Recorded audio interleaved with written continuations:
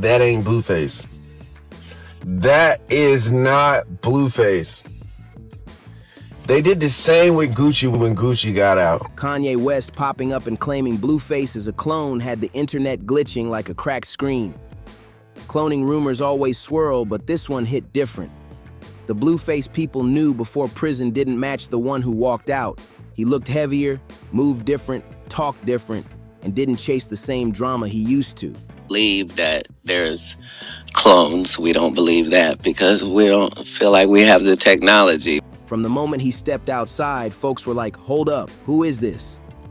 Then Kanye jumped in, talking about the industry cloning artists and how he himself almost got cloned. When he mentioned Blueface by name, it shocked everyone because Blueface wasn't a person you was expected to single out. The clone talk didn't simmer, it erupted. The minute Blueface came home, people said the vibe was off. Some chalked it up to eating well inside, but that excuse fell apart once the face tattoos showed up. Those new tats became the gasoline. They looked less like personal choices and more like a collage someone else pasted together. A telegram mark, a Walgreens symbol, sports logos mashed up, a St. Louis nod next to a Washington Nationals W, and even a Chase Bank emblem like it belonged on a debit card, not a cheat. You don't even know the real Gucci. Y'all think y'all know the real Gucci. Y'all don't know the real Gucci. That nigga parading around out here, that ain't the real Gucci, man. The randomness felt corporate, not personal. The internet didn't hesitate. Side-by-side comparisons flooded timelines. Fans dissected facial features, voice tone, cadence, body language. Some said the energy felt robotic, that interviews sounded scripted, that the reactions weren't the same. The more people zoomed in, the louder the whispers grew.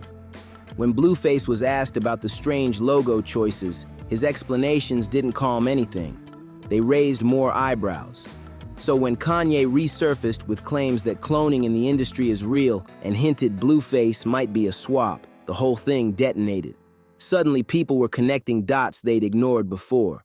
Part of why Ye's timing hit harder is because he'd been waving red flags for years.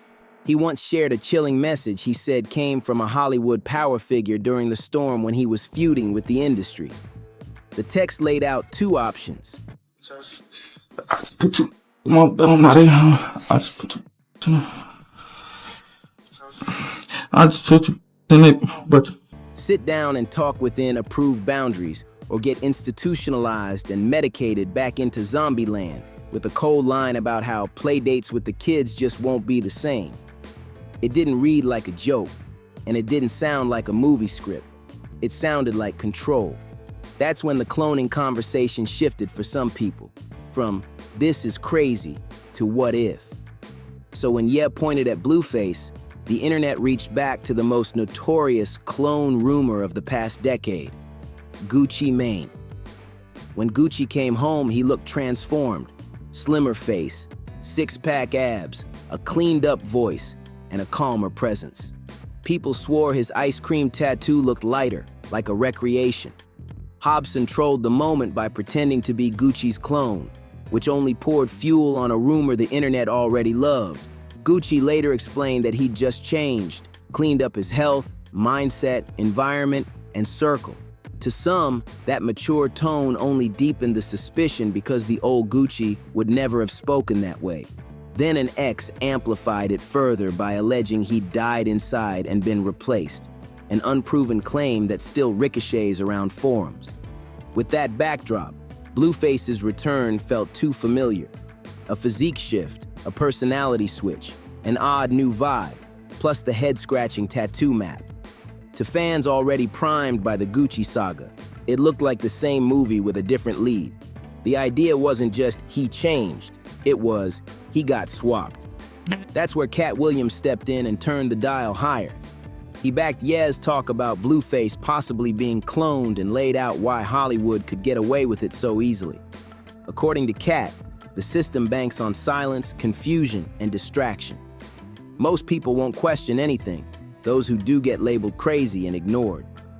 He argued cloning talk didn't appear out of thin air.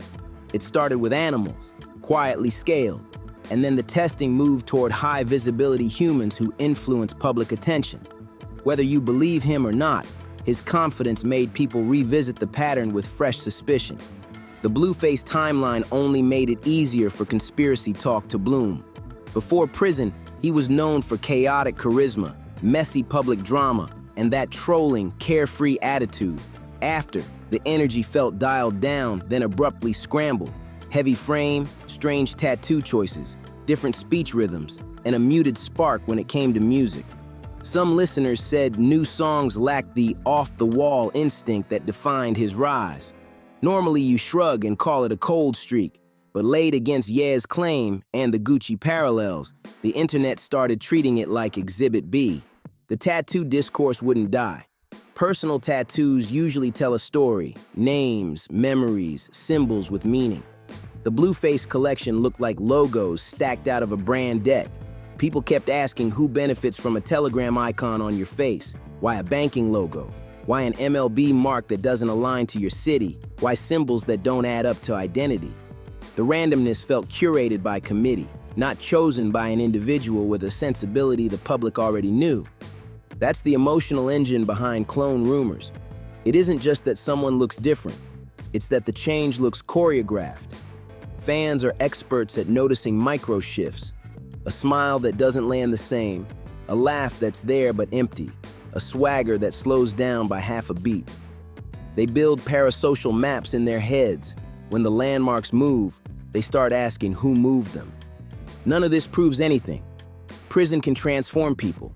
Traumas, meds, lifestyle resets, religious turns, or just aging can change faces, bodies, and voices.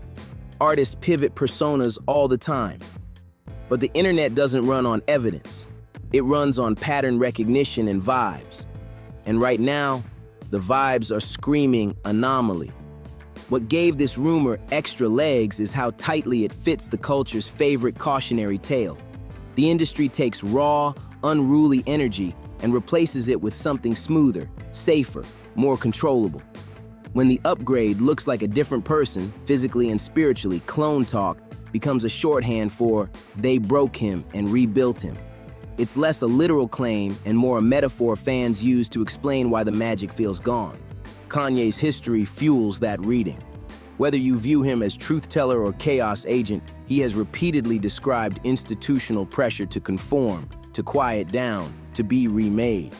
That zombie land threat he posted haunts this conversation because it names the process. Medicate away the edges, file down the bite, replace a human with safe programming. You don't need a sci-fi lab to do that, just access, leverage, and compliance.